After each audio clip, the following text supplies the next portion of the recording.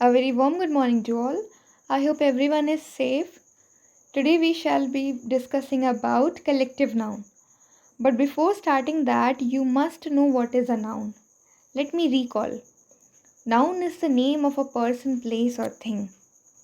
किसी भी व्यक्ति, वस्तु या स्थान के नाम को ही हम संज्ञा या नाउन कहते हैं. जैसे कि राम एक पर्सन है, आगरा एक जगह है और पेंसिल एक चीज़ है. ये सब नाउन है. तो ये नाउन क्या करते हैं, ये कलेक्ट हो जाते हैं और ग्रुप बना लेते हैं और इन्हीं हम कलेक्टिव नाउन बोलने लगते हैं. इसे एक शॉर्ट स्टोरी से समझते हैं. ये हैं रिकी और निकी. ये दोनों एक एनिमल फार्म में गए हुए हैं. वहाँ उनको कुछ इंटरेस्टिंग बैनर्स दिखाई देते हैं जिसमें लिखा हुआ है a herd of cows, a flock of birds, a swarm of flies. तो कुछ कॉमन नाउन्स के स्पेशल नेम्स होते हैं जब वो ग्रुप में होते हैं. जैसे यहाँ पर हर्ड, फ्लॉक और स्वार्म कलेक्टिव नाउन है, जिसमें हर्ड काउस के ग्रुप को, फ्लॉक बर्ड्स के ग्रुप को और स्वार्म फ्लाइज के ग्रुप को कहा गया है. So, a collective noun is a word used to name a group of people, animals or things.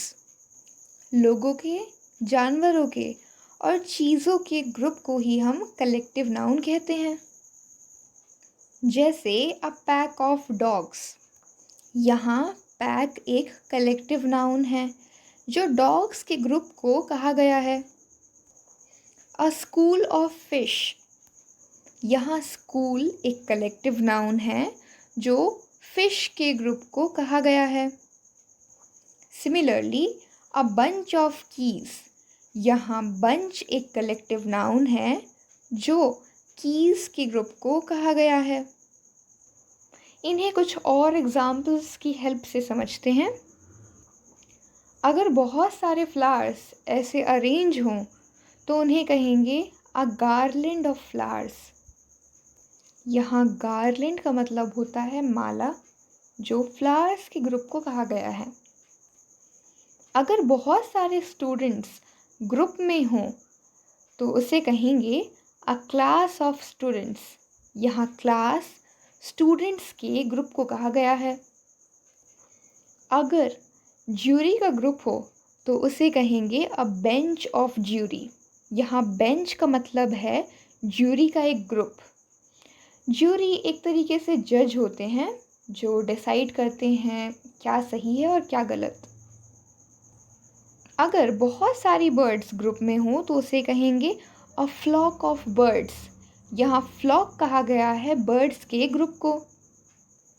अगर बहुत सारे पर्ल्स साथ में हों तो उसे कहेंगे अ स्ट्रिंग ऑफ पर्ल्स. यहाँ स्ट्रिंग कहा है पर्ल्स के ग्रुप को. अगर बहुत सारे एरोप्लेन्स या शिप्स साथ में हों तो उसे कहेंगे अ फ्लीट ऑफ एरोप्लेन्स और शिप्स. ये दोनों के लिए यूज़ किया जाता है. अगर बहुत सारे स्टार्स एक साथ हों तो हम कहेंगे अ गैलेक्सी ऑफ स्टार्स. यहाँ गैलेक्सी स्टार्स के ग्रुप को कहा गया है. अगर बहुत सारे बनाना साथ में हो तो हम कहेंगे अ डजन ऑफ बनानास. अगर एक बुक्स का ग्रुप हो तो हम कहेंगे अ बंडल ऑफ बुक्स. और अगर कॉटन का एक ग्रुप हो तो हम उसे कहेंगे a bale of cotton. Okay, I hope this much would be clear. Moving on to the next topic. There are 4 genders in English language. English language में 4 genders होते हैं. First masculine gender, second feminine gender, third common gender and fourth neuter gender. masculine gender का use किया जाता है males के लिए, जैसे man, boy, king, bull etcetera.